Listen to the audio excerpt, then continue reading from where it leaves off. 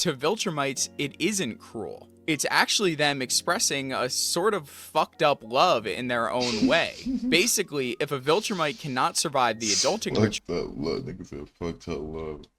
I mean, hello guys, welcome to another reaction, bro.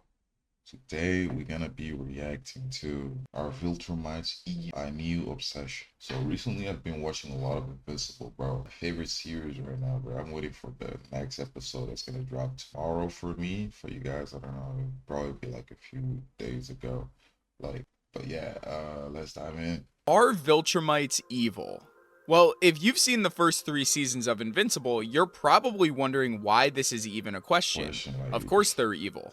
But in episode 2 of the newest season, we get a flashback to Nolan's childhood and a look into the culture of the Viltrumite Empire. And it's about what you would expect, but it paints us a much clearer picture of why the Viltrumites are the way that they are. In this video, I'm gonna break down Viltrumite culture, the cycle of abuse that their society creates, and the argument of nature versus nurture to try and figure out if the Viltrumite race truly is evil or just products of their environment. You forgot, didn't you?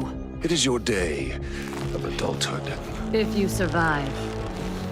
I didn't forget, Mother. Before we can answer this question, first we have to try and understand who the Viltrumite. Bro, when I watched this episode, I don't know, bro. This episode was so fucking good, bro. This is a good ass episode. I'm not gonna lie. After this, it was a bunch of fillers. I mean, it was a filler episode. But after this episode, sheesh. It's R, and the most important thing to understand is that for Viltrumites, I swore like he was gonna break this kid's brain. I was like just waiting for it. Strength is the only thing that matters. Their entire society is built on this idea. If one is not strong, then they do not deserve to exist. And we see this idea clearly put on display during Nolan's adulting ritual, where parents test their children's strength in an all-out fight that either ends with the child having proved their strength or in their death. Now, this ritual may seem cruel, and I mean, obviously it is to us, but to Viltrumites, it isn't cruel. It's actually them expressing a sort of fucked up love in their own way. Basically, if a Viltrumite cannot survive the adulting ritual, fucked up love, nigga said fucked up love. I mean, beat me the fuck out of your kid. I mean, it's not like the same. If they did something bad, they'll beat them, but not like fight them. and dies, Yo, then that. Imagine having to fight both of your parents when you grow up, like literally fight, bro, like 1-on-2, bro. Oh my god, I don't know if I could, bro. That is actually considered mercy, because to them, a weak existence is not an existence worth living, and no Viltrumite parent would force their kid to endure a life like that. This also explains why Nolan's mother is so ruthless during this fight, because if her child is weak, then that reflects on her, making her look weak as well. This also explains why his father, while still brutal, shows some level of restraint, being able to recognize Nolan's strength and accepting him as a Viltrumite. It's clear that Nolan in adulthood resembles his father, strong but compassionate. Nolan was able to hold on to these values instilled in him by his father even through all the Viltrumite conditioning and brutality. Despite Nolan's rock-hard exterior, we do see some sort of connection there. When his father dies from the Scourge virus, this clearly affects him. It leaves a sort of wound, which Mark is able to reopen during their confrontation in season 1. What will you have after 500 years? Dad, I still have you. This trauma that Nolan holds inside may have actually been the reason that Mark was finally able to get through to him in the end and change his path. Speaking of Nolan's trauma and the Scourge virus, I want to point out how brilliant of a weapon it truly was to use against the Viltrumites. While obviously it was super effective on the Viltrumites physically, it wasn't just designed to target Viltrumite DNA, but also their entire belief system. The Viltrumite general illustrated this perfectly. Someone dares to strike at us with a coward's weapon. Good. You will only make us stronger. How can one truly call themselves strong if they fall to something as weak as an illness? I'm willing to bet that the reason this virus was so successful against them is that their pride and ego would. Yo, I wanna. Oh my god. Holy shit. That the reason this virus was so successful against them is that their pride and ego wouldn't have even allowed them to fear it at first. They would have believed, at least in the beginning, that anyone who succumbed to the virus was just weak and didn't deserve to live anyway. But then it kept spreading and suddenly their strength didn't matter anymore. So not only did Thetis manage to kill and weaken them with the virus, but he also took away something much more important: their identity. The Scourge virus wasn't just a weapon, but it was psychological warfare at its highest level. But the Viltrumites' obsession with strength didn't just create strong warriors, but it created something else entirely.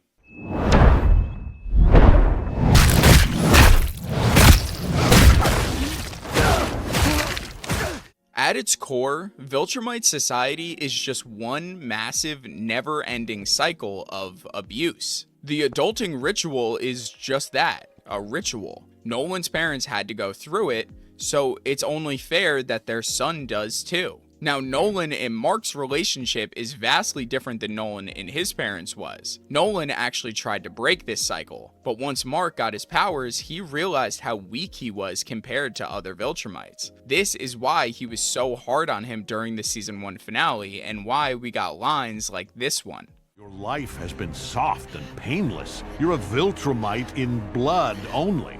Well, your true education begins now. Their fight was Mark's adulting ritual, and even if Nolan didn't realize it, he was continuing the Viltrumites' cycle of abuse. But are we really any different from the Viltrumites? Oh, that's why. We see this in real life all the Yo, I time. don't realize Well, my dad beat that's me, what there's- and it turned me into the man I am today, so I'm gonna beat you. It's the same logic with the Viltrumites, just scaled up to a cartoonishly evil level. Viltrumites spend their entire childhood being abused by those far stronger than them, with no chance to fight back. Then they're released upon a universe full of beings who are just as powerless against them as they were. This is common in real life as well. Not all of them, but some children who are victims of parental abuse can turn into bullies themselves. Viltrumites basically created this perfect pipeline of abuse victims to the most fucked up, superpowered bullies in the universe. They believe that if you're strong enough to take something, then it is yours by right. Just listen to the mantra that every young Viltrumite is taught from birth. That is why the universe is our right and destiny. If we did not deserve it, we could not take it. All is ours! All is ours. And we see this mantra illustrated in how they treat the other races. At the end of the day, though, the Viltrumites have brought all this violence upon themselves. They are their own worst enemy. The Coalition of Planets and the Scourge virus were created in direct response to the Viltrumite threat. There's a reason why Nolan is so against this use of the new Scourge virus. His trauma and his own children aside, he just doesn't want to see the cycle of violence continue. Nolan has a line when talking to Thetis that I think goes deeper than most people realize. Do you know what you did? How many suffered and died?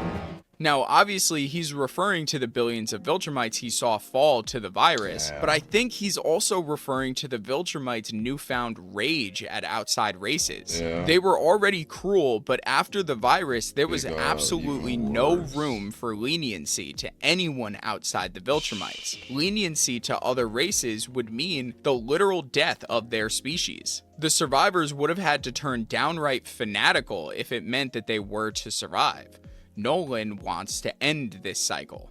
But the worst part is that we see this cycle of violence continuing through Mark. Ever since that fight with his dad, he's becoming more and more violent. He's begun to fight more like a Viltrumite, Yo, I made an more animation of brutal this and shit. more This shit efficient. funny as hell. First, it was Angstrom, then it was Angstrom. Conquest, Yeah, and in season Conquest. 4, he almost killed the guy that turns into Dinosaurus. He beat Conquest was Titan in the funny same as way hell. his dad beat him, and then obviously he killed Russ Livingston in cold blood. Now, you can argue that in all of these situations, Mark was justified, and I'm not arguing with that. All I'm trying to do is point out the fact that Mark is becoming more and more violent. He's Yeah, like his becoming father. more and more Viltrumite.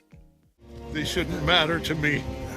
That doesn't mean they should die. You don't understand! I'm not supposed to feel this way! How is this better? And now we Nola move was on to the crashing out. biggest question Nola of the was video. crashing out. Are Oh, Viltrumites I just remember evil this. by nature, or are they shit. conditioned to be that way? Hold on. Yo, Just evil by nature? this.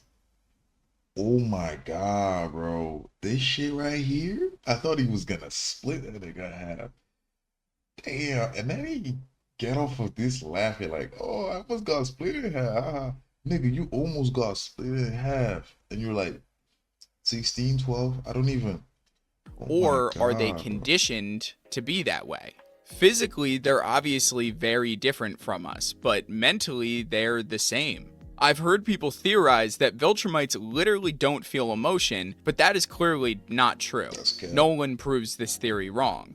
I mean, even Conquest proves this theory wrong. They all feel emotions even if they don't want to. The show has been So- spelling it out to us from the beginning that the Viltrumites' way of life is flawed. They're conditioned to believe that emotions are weakness, and weakness gets you killed. So instead of allowing themselves to deal with these emotions, they just bury it all. And they end up coming out in the only way that their society allows: violence. I believe this is why Nolan is changed so much by his Viltrumites are time on just a Earth. He representation finally of- is in an environment where emotions are accepted and Have y'all realized that Viltrumites are just like how society views man, bro?